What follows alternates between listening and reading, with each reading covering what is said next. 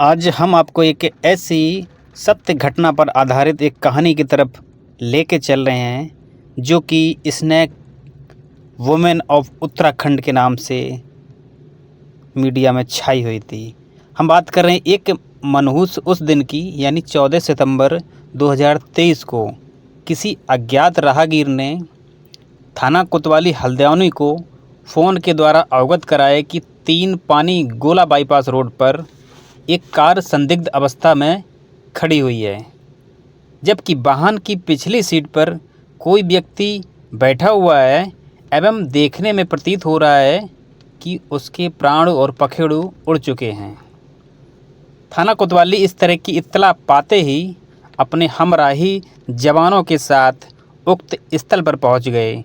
निरीक्षण करने के दौरान पाया कि एक कार है जो कि अधखुली अवस्था में है एवं उसमें शीत यंत्र चालू है। पिछली सीट पर बैठे व्यक्ति का जब परीक्षण किया तो पाया कि वह इस व्यक्ति दुनिया को छोड़ने के साथ उसका जिस्म एक लाश में तब्दील हो चुका है। से बाहर निकालकर जब उसकी तलाशी कराई तो उसमें एक पॉकेट में रखे पर्स में आधार कार्ड प्राप्त होता है। आधार कार्ड के फ़ोटो और मृतक के फ़ोटो से जब मिलान किया जाता है तो उस मिलान में खरा उतरती है, जबकि उसकी पहचान होने के बाद और गहनता से तलाशी ली जाती है। कार की तलाशी लेने पर उसमें एक आरसी भी प्राप्त होती है। आरसी के साथ ही उसमें डीएल भी मिलता है। आरसी और डीएल एवं आधार कार्ड की सारा ब्यौरा देखने के बाद कन्फर्म हो जाता है कि अमुक व्यक्ति के ही दस्तावेज हैं। आधार कार्ड एवं आरसी में अंकित पते के मुताबिक मृतक के घर पर इत्तला की जाती है। इसी बीच इस मौत का कारण जानने के लिए कोतवाली बारीकी से लाश का मुआयना करते हैं। पूरे शरीर एवं गले पर किसी तरह का कोई निशान उनको नज़र नहीं आता है, जबकि मृतक की दोनों ही पिंडलियों पर इस प्रकार के निशान थे जिस तरह से किसी जहरीले किंग कोबरा ने अपना शिकार बनाया हो। मृतक के पर्स में रुपए थे, कार में कीमती सामान भी था। इस चीज़ से स्पष्ट एवं जाहिर हो रहा था कि ये किसी लुटेरे का काम नहीं है। इसके बाद कोतवाली जी ने हादसे की थ्योरी बनाई। संभवतः व्यक्ति कार से उतरा हो लघु शंका करने के उद्देश्य से, जबकि बरसात का मौसम है, जंगल में घास पतवार लाजमी है कि उगे होंगे। पानी भर जाने के कारण जहरीले कीड़े और जीव जंतु भी किसी दूसरी जगह विचरण करने हेतु निकले होंगे।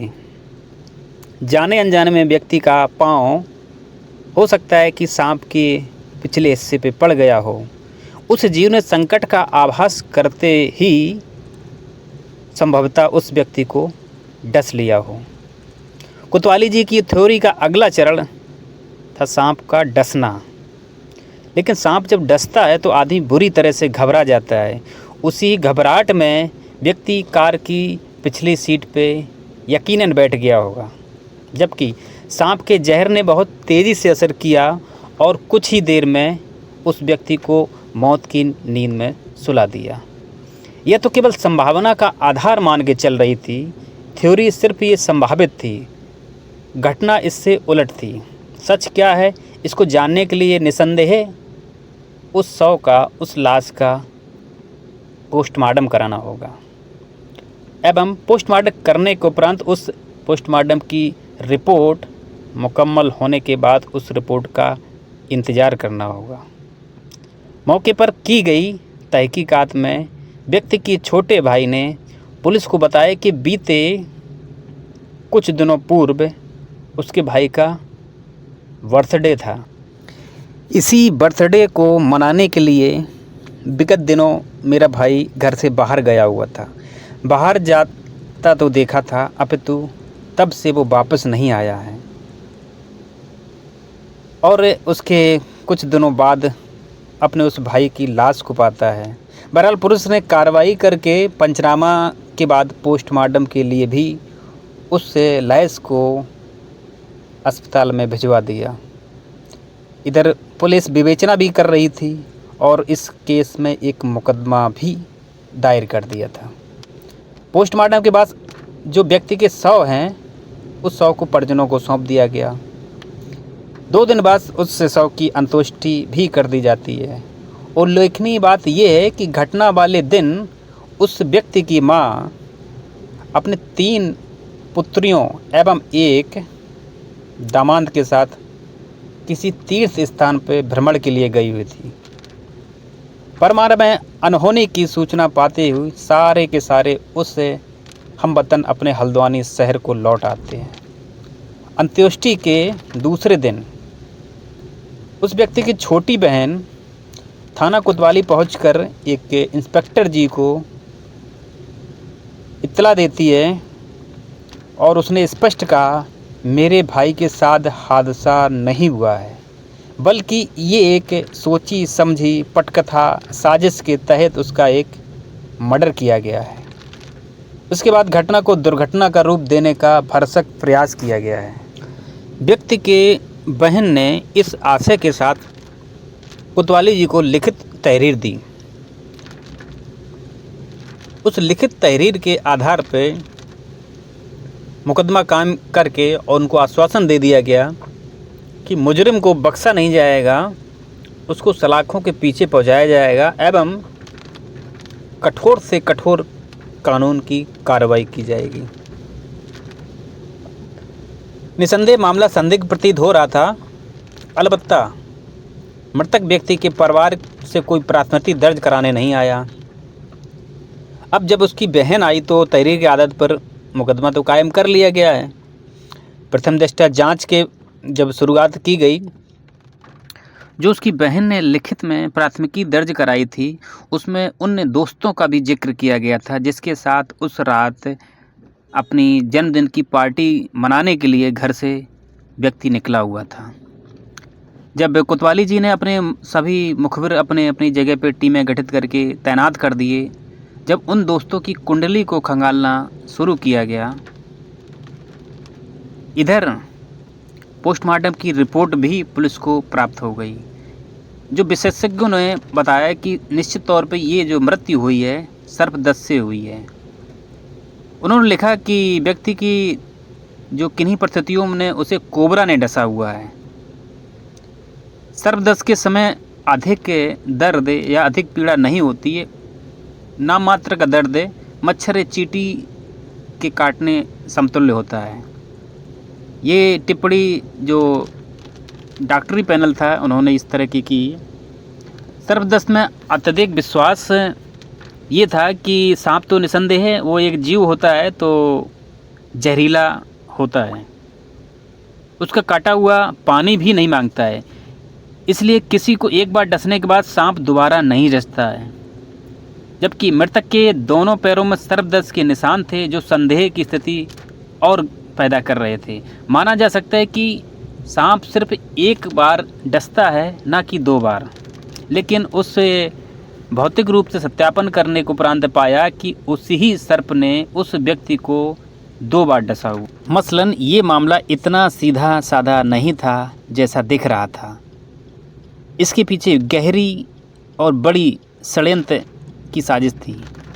एक पहलू से गहनता से जांच की जाए तो कोतवाली जी ने जब पड़ताल की तो विशेषज्ञों से अलग अलग राय और मशवरे करने के उपरांत उन्होंने पाया निश्चित तौर पे इसकी साजिशन हत्या हुई है। जब मृतक के पड़ोसियों से पूछताछ की गई तो उन्होंने भी जिस मकान में मृतक रहता था उसके दरवाजे पर मजबूत ताला लगा था।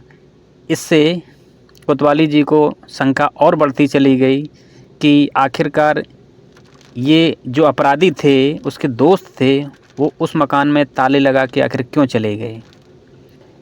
तो कोतवाली जी अपनी कड़ी से कड़ी जोड़ करके अपराधियों को लिए हथकड़ी तैयार कर रहे थे।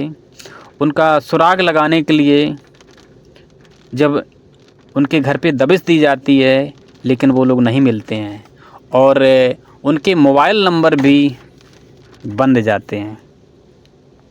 एसपी सिटी भी इस चीज़ की उनको जानकारी दी गई थी तो अपना सर्विलांस का जो प्रक्रिया थी उसको फॉलो करने के साथ ही देखा कि मृतक ने अपने अंतिम कुछ घंटों पहले तक किस किस से बात की हुई थी।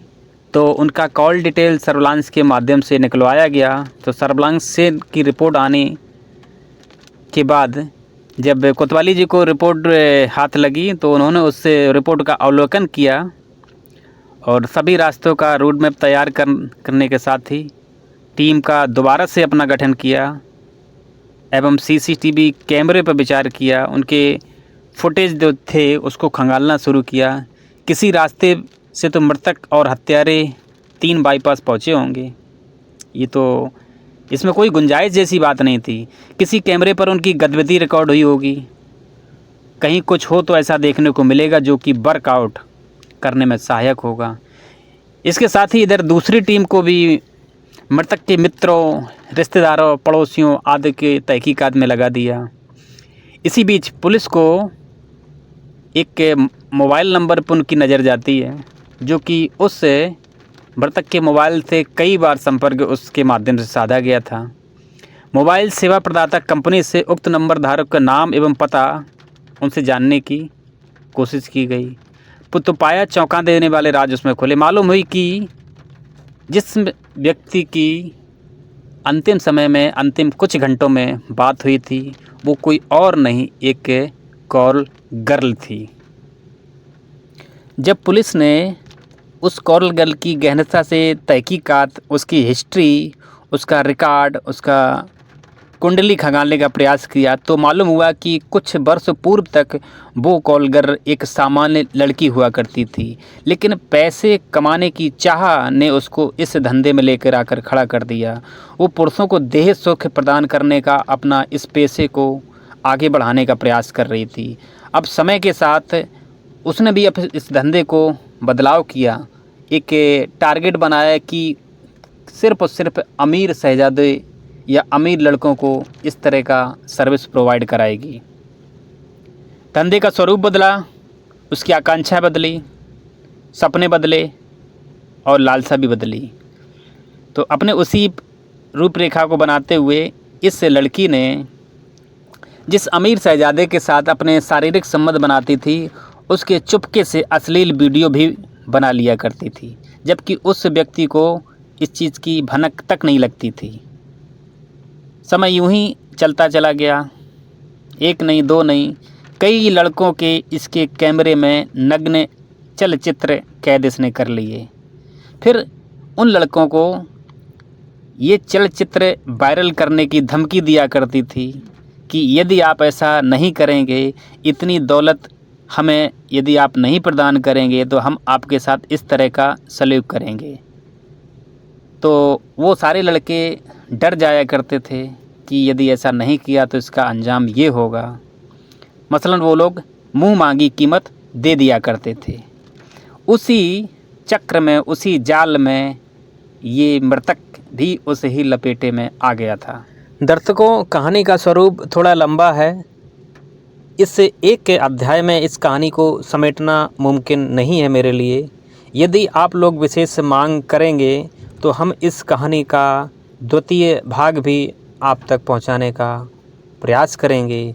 टिप्पणी सेक्शन आपके लिए पूरा का पूरा खाली पड़ा हुआ है, वहां अपनी राय, सुधार की गुंजाइश या आगे आपकी हमसे क्या आकांक्षा है, क्या उम्मीद है, इन सभी पहलुओं से मुझे अवगत कराएंगे। मेरा भरसक प्रयास रहेगा आपको अच्छे से अच्छा यानी कि सर्वोच्च कंटेंट परोसा जाए। साथियों, चलते हैं आज के लिए, फिर कभी आपसे मुखातिब होंगे। सबा खैर।